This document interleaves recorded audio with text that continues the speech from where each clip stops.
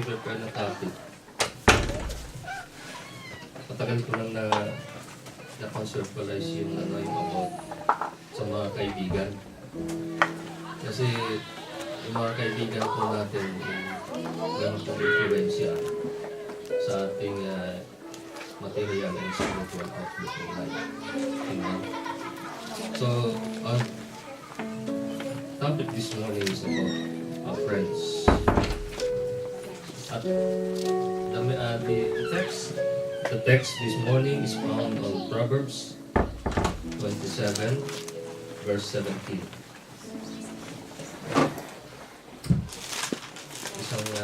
Isang verse lang po ang ating pag-usapan ngayong umaga, so it's just a brief sermon. Proverbs 27, verse 17. Ang sabi po doon, as iron sharpens iron, one man sharpens another. Amen. Let us bow down our hands and pray. Dakilang Diyos, salamat po Panginoon sa iyong mensahe sa umaga ito, God. Thank you dahil patuloy po na ikaw ang nagsasalita sa amin, Panginoon. And we just ask you to bless us na nawa maintindihan po namin ang mensahe mo ngayong umaga. At nawa, Panginoon, we will evaluate, Panginoon, ang mga taong aming kaibigan, O God. Salamat po. In Jesus' name. Amen. So, the title is A Friend's Role in Achieving Our Divine Destiny. Each of us, friends, brothers and sisters, have divine destiny. Meron po tayong patutunguhan. Tayong man natin sa hindi. At our friends had influence on our divine destiny. Amen. Sinabi po ng ating minsan ng ating yung text, iron sharpens iron, and man sharpens another. Naalala ko po nung ako'y nagda-driving lesson, no? Lahat tayo nag-driving lesson na, ng mga nagmamaneho, di ba? Ang ating driving instructor always reminds us pag ikaw ay nagmamaneho, no? Lalo na sa first time driver, na mag-ingat before turning, before joining the slip road, before while you are driving. Sabi niya, always take care. Amen. Kasi kung hindi ka mag-iingat, may ma-aksidente ka. So, she always reminds me, sabi niya, not to trust the mirror. Alam po natin yung mirror, no? Yung both sides, yung wings, at saka yung view. No? Sabi niya, don't trust that mirror. Kasi it do not cover all areas in the road. Amen? Sabi niya, those mirrors have blind spots. Blind spots na hindi nakikita hindi napo-cover ng mirror. So those blind spots are very dangerous if you're not going to check them. Sabi niya nga, before turning, before changing lanes, tingnan mo yung shoulder mo on the right. Kasi kung titingin ka lang doon sa wings at sa rear view mirror, hindi mo makikita yung nandun sa tabi mo na. So if you're going to change lane, maaaring ma-aksidente ka kung hindi mo titignan yung blind spot. Amen? Ganun din sa mga when you're joining the motorway, di ba? When you're on the slip road, sabi niya, always check the blind spot. So these blind spots are areas that the mirror cannot cover. Normal mirror cannot cover. So ang remedy daw sa blind spot is to put a blind spot mirror. Nakakita na kayo ng blind spot mirror? Yung bilog na maliit that it covers your blind spot. Yun ang remedy. So when you see that blind spot mirror, na-cover niya na lahat yung area na dapat mong tignan. Tayo mga kapatid, sa ating buhay, we also have blind spots. Amen? Areas in our lives that we do not normally see or we fail to see.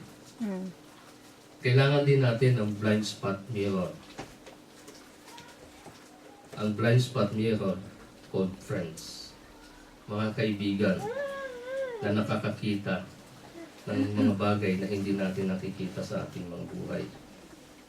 Mga bagay na maaring it is the way we act, ang mga behaviors natin, o maaring mga pananalita natin na hindi natin napapansin na nakakasama pala sa ating image, nakakasakit sa ating mga kapwa.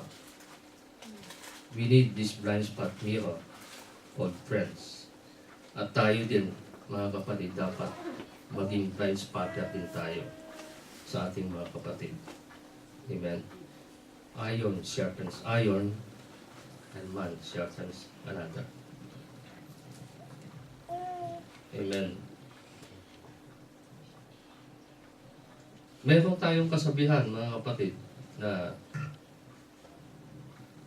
no man is an island. Sabi, no man lives alone. Hindi daw po pwede na ang tao ay mabuhay lang ng mag-isa. Kailangan niyang may companion.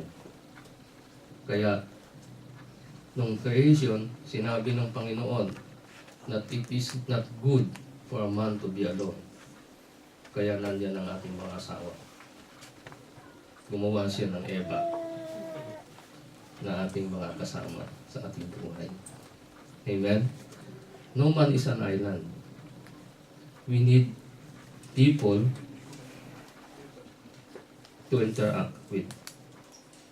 Kasi kung wala, napakaboring siguro ng buhay, ano?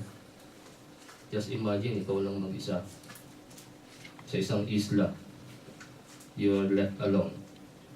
Can you survive na ikaw lang mag-isa? Maraming siguro in a day or two. Pero pag umabot na ng isang buwan o 2 buwan o 1 taon, siguro kinakausap mo na sarili mo. So we need someone to interact with to have a normal life. We need friends to spend our life with, or else this life will be boring. We need someone to help us, to correct us and guide us in order for us to live a fruitful life. These people that we spend with, spend more time with, will have a great influence on our material and spiritual outlook in life. Meron po tayong kasabihan na, tell me who your friends are, and I will tell you who you are. Amen? Tama po ba yun? No. Kasi sinabi nung kasabihan din na birds of the same feather flocks together. So kung sinabi mo yung sino kaibigan mo, may evaluate na rin ang buhay mo. Amen? Because that's the reality. Amen? So, bakit kailangan ang Kristiyano ay pumili ng isang kaibigan? Hindi lahat po ng tao pwede nating kaibiganin. Although we can pray for them, but we cannot be always a friend. Because, ang unang reason kung bakit kailangan tayo pumili ng kaibigan is because, sabi sa 1 Corinthians 15:33, do not be misled. Bad company corrupts good character. Yan po. Proverbs 22:24 says, do not make friends with hot-tempered men. Do not associate with one easily angered, or you may learn his ways and get yourself ensnared.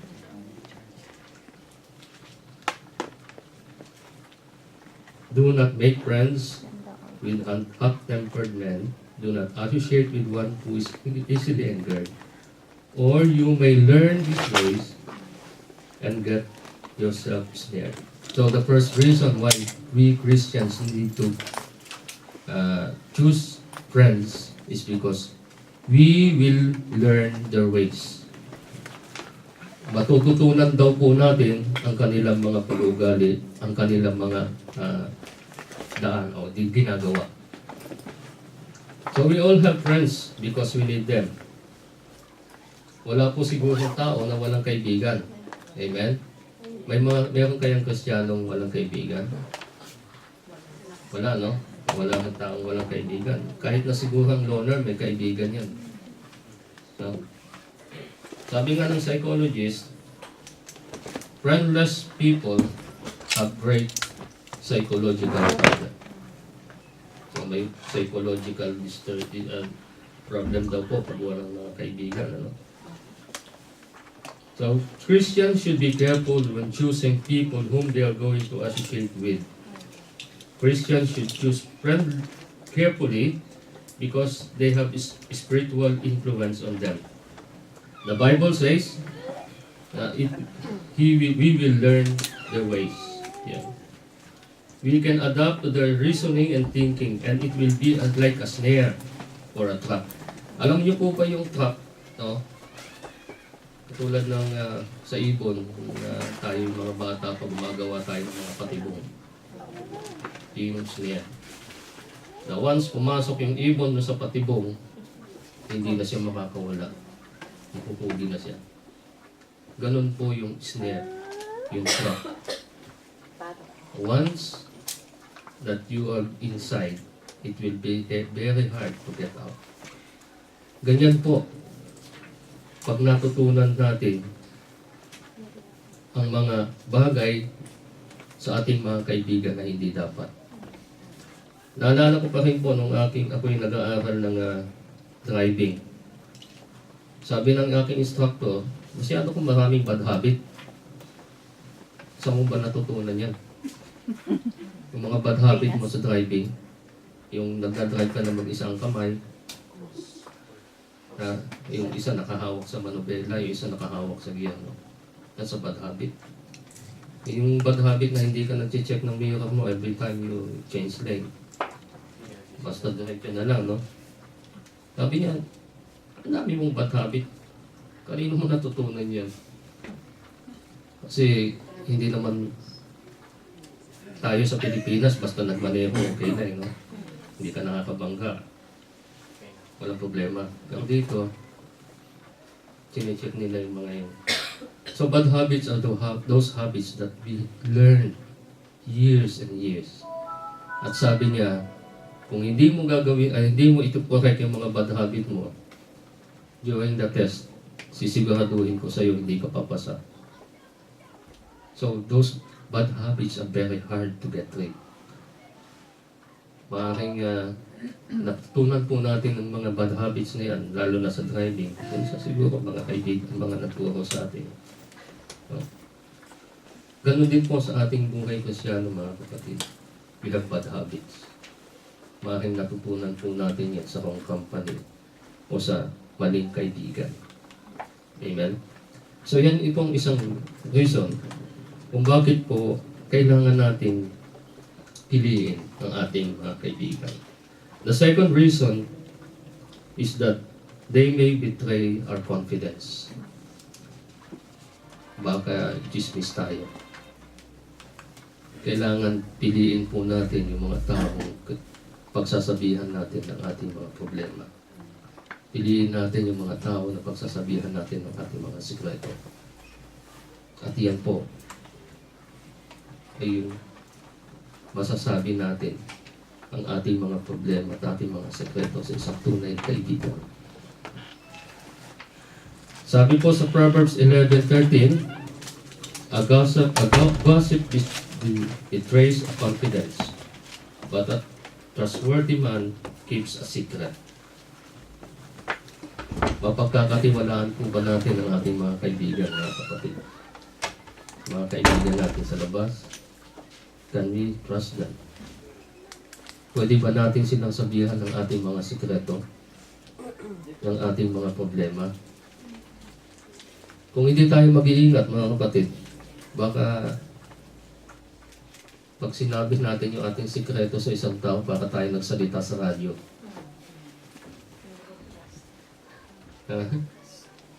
Baka lagi na lang tayo ang subject matter ng kanilang mga usapan. No? Be careful. Be careful. Sabi, a perverse man stirs up dissension, Proverbs 16:28. But a gossip separates close friends. Yun daw pong mga ano yung gossip, yung chismosa. Nakakapagpahiwalay-palayan ng isang magmatalik na kaibigan.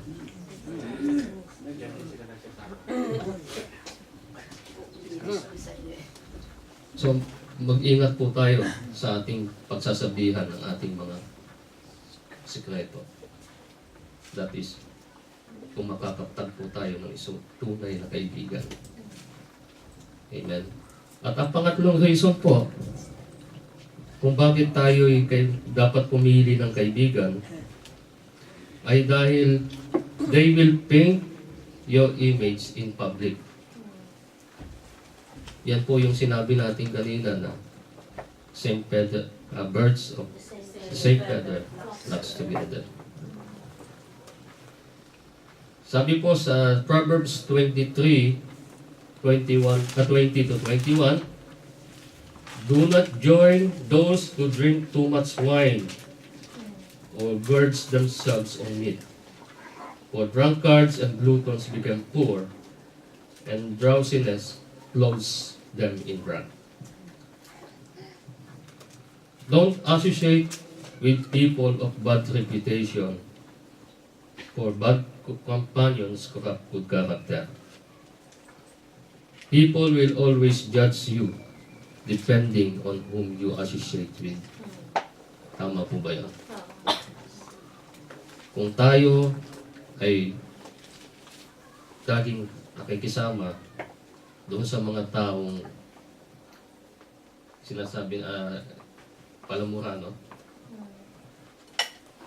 Kaibigan natin, mga mahilig mag-usap ng mga babuhay ng ibang tao, ano kaya ang tingin natin ng tao sa atin? Ganon din tayo, no? O tayo ay mahilig gumupo sa mga sinasabing sabi nga dito kanina, glutinous, mga matatakaw, mga manginginom. Paano po kaya ang ating image sa public? So, it affects us.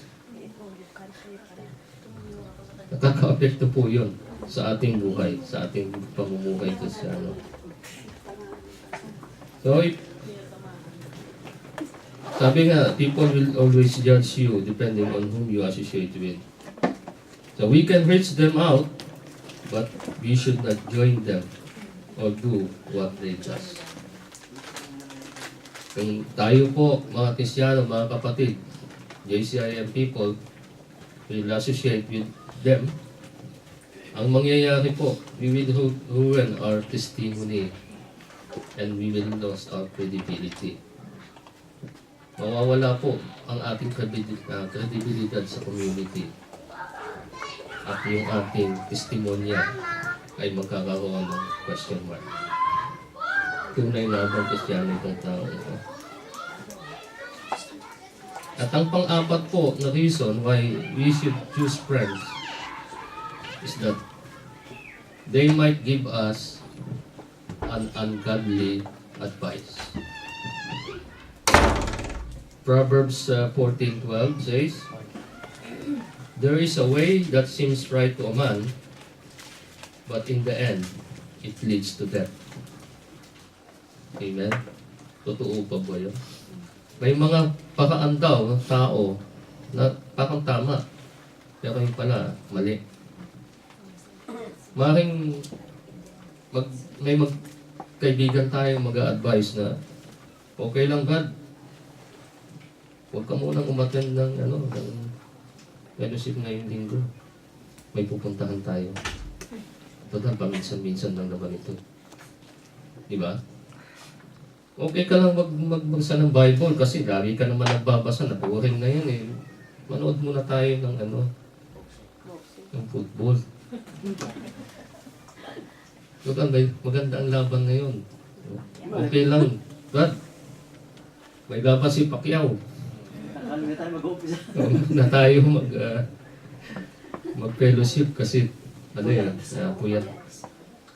So there are godly advices. Amen? So dapat titignan po natin kung ano yung mga ina-advise ng ating mga kaibigan. Sabi sa Isaiah 55:8, "For my thoughts are not your thoughts, and my ways are not your ways, declares the Lord." May mga kaparaanan po ang tao na parang tama, pero mali pala sa paningin ng Diyos.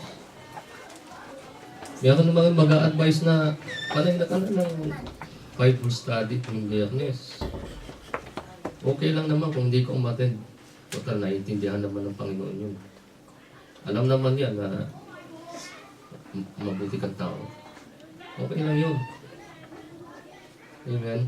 May mga ganong advice, di ba mga kapatid? So, pag-iingatan po natin yung mga advices ng ating mga kaibigan. So they might give us an ungodly advice. Sabi po ng ating text, so Christians should seek advice with people who are godly. Godly advice from godly people. Proverbs 27:17, yung ating text, iron sharpens iron, so one man sharpens another. Alam niyo po, yung pag naghahasa kayo, pinagpipis-pis niyo yung dalawang bagay, nagkakaroon po ng friction. Amen? Nagkakaroon ng friction sa pagpipis-pisan ng dalawang iron.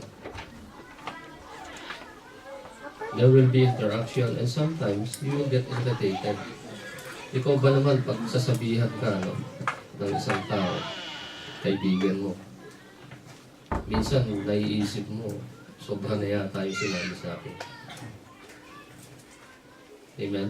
Naiisip mo ba yun? Nangyari na ba sa inyo yun? Nung pinansin kayo, sobra yata ang kritiko. Kasi masyadong below the belt na yata yung sinabi sa akin ng taong yun. So there will be irritation. At sometimes, we will feel uncomfortable. Hindi tayo komportable minsan pagka sinasabihan tayo. No? And sometimes it hurts us. Pero kung ito'y tunay na kaibigan, mga kapatid, ito'y magbibigay sa atin ng it will make us good. But it will be for our own good.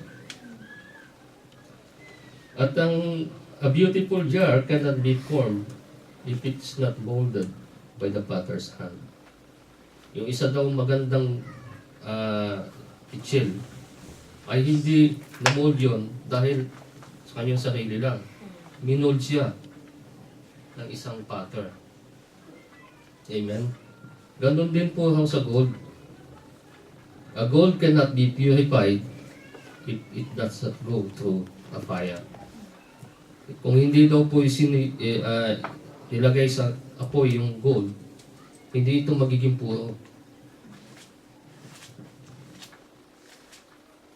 So, we need friends. We need friends to correct us. We need friends to rebuke us. We need friends to guide us. We need friends to lift us up.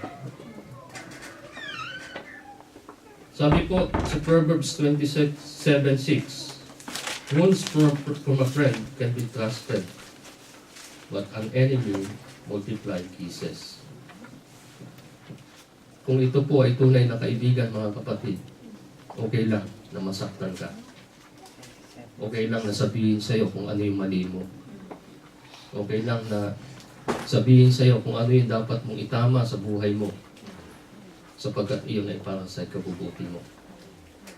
Kaysa yun sa isang kaaway, madalas yun, ganun eh, no? Susulsulan ka ng kaaway mo, maganda yung ginagawa mo, kapatid. Tuloy mo yan. Mag-ingat po tayo doon. Kasi, usually, sinasabi nila yun para mapahamak. Amen. So, evaluate po natin yung ating mga kaibigan. Are they making us up? Are they building us up? Or are they tearing us down? So, sa Christian, sabi nga, Christian need Christ in order to become Christ-like. Amen? We can only achieve our divine destiny through the Lord Jesus Christ. It is through our association with Christ that we will know God's way. Sabi sa John 14:6, say, I am the way, the truth, and the life. No one comes to the Father except through me. So, who is your best friend, kapatid? Is he your husband or your wife? So, yung aking best friend ay ang aking asawa. Kung ano ba na nangyari sa akin. Thank you, Beth. Kaya may pimples eh. Mani pa kayo. Ang best critic po ng ating mga kapatid ay yung ating mga asawa at kapartner. Sasabihin po niyan kung ano yung nakikita niya talaga. Amen? Hindi siya magsisinungaling. Kasi gusto niya, pag lumabas ka sa bahay niyo, maayos ka. Sasabihin niya yan kung hindi ka pa nag-ahit. Mag-ahit ka muna. Minsan sabihin niya, ano pa, mahaba yung buko sa ilong. Napasikat ka. Ligo ka muna. Mabaho ka. Kuy, dapat po, yung best friend natin ay yung ating partner. Kasi sila po yung nakakita ng kapalian sa buhay. Pati yung mga pagsasalita mo, papansinin yan. Amen? Ganun po ba yung ating mga asawa? Pagka pananalita mo, kahit na yung pag-uugali mo, kalit-liitang mali, makikita niya sa'yo. At ito'y sasabihin niya. Amen? That is the best friend. Kaya pag tayo sinasabihan, mga kapatid, ng ating mga partner, makinig po tayo. Because it is for our own good. Pag sinabi niyo pengi pera, wala akong pera.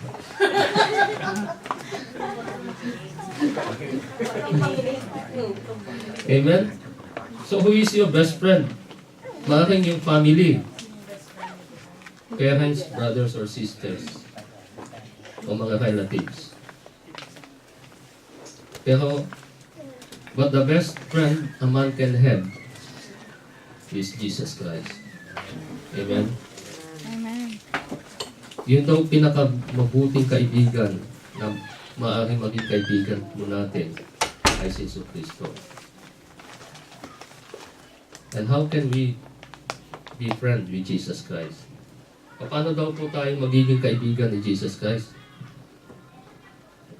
John 15:14-15 says, sabi ng Panginoong Jesus, you are my friend if you do what I command.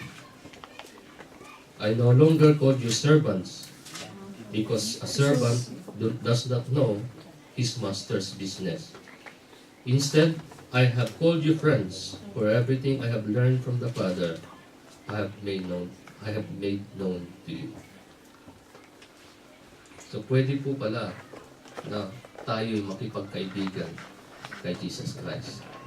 Sinabi ng ating binasa, pag ginagawa natin ang sinasabi ng Jesus Christ, He is our friend. He will be our friend.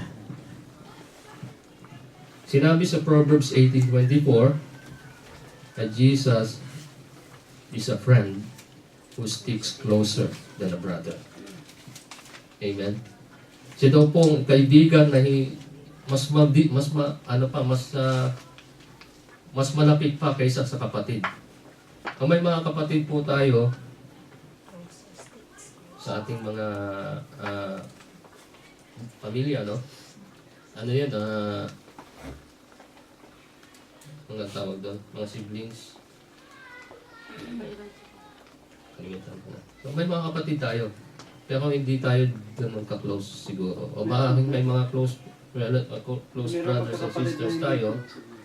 Pero pag panahon, may mga panahon na maaaring hindi tayo sasamahan.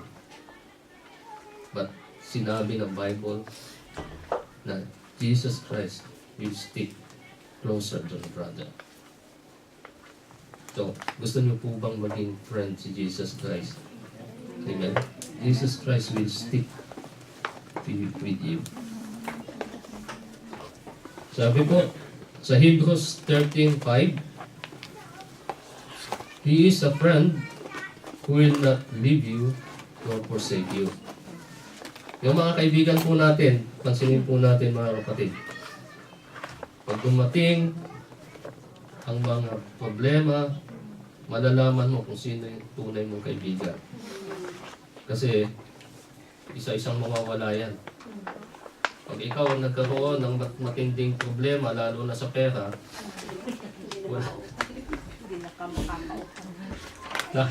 lahat busy yung telepono.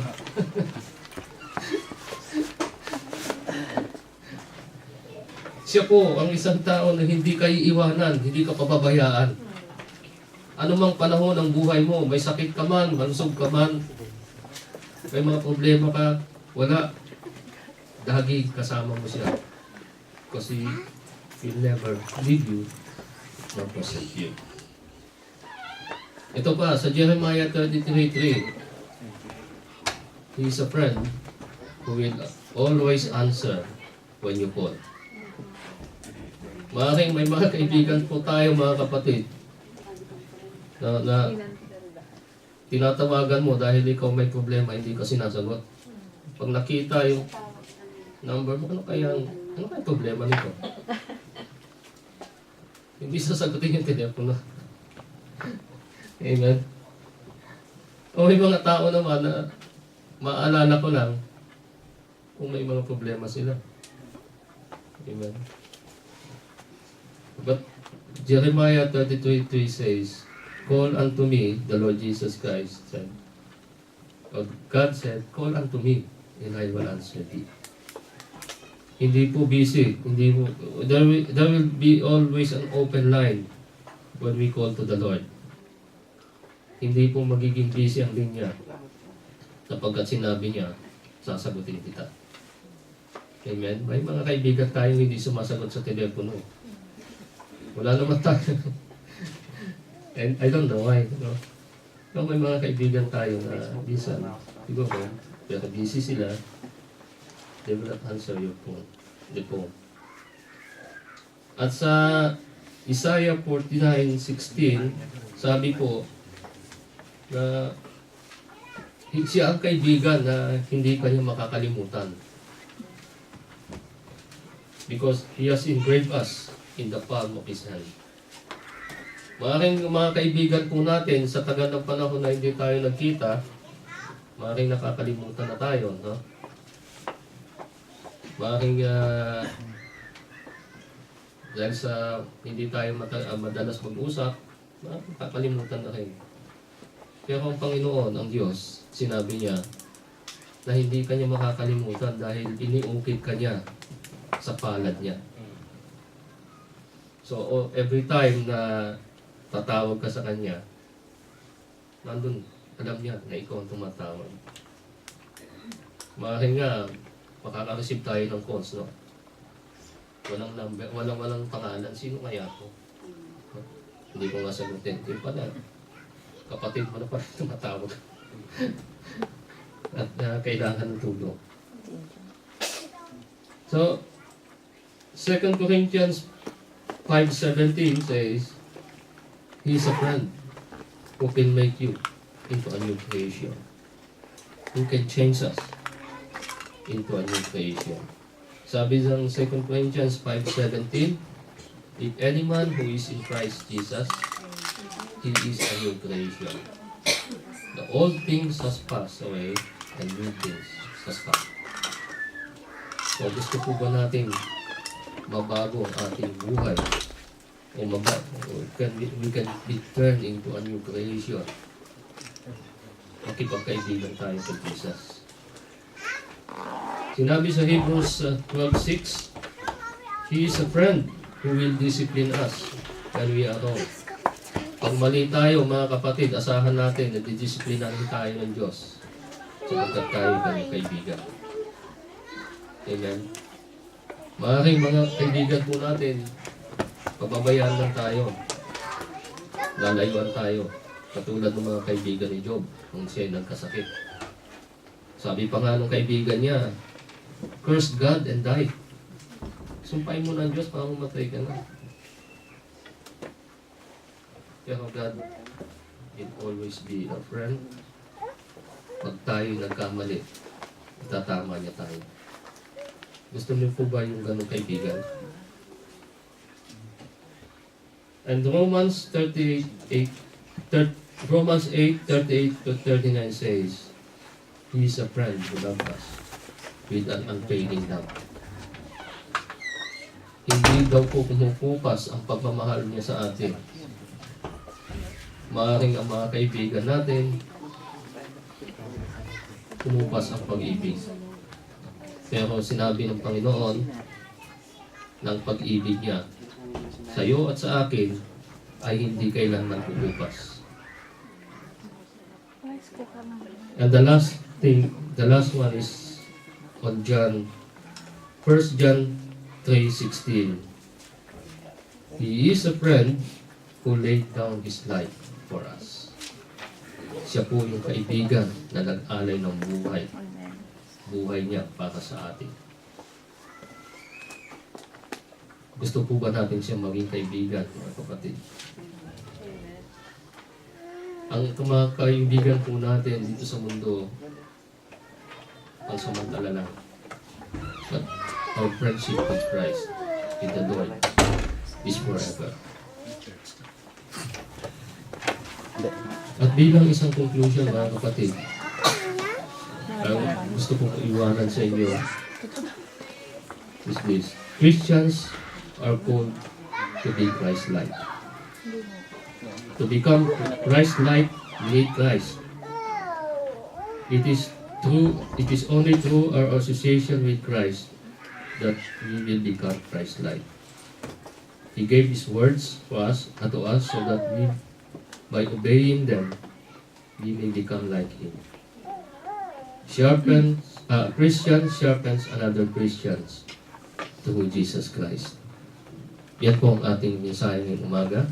And I hope na meron po tayong natutunan kahit sa maikli lang po. And let us stand and let us pray.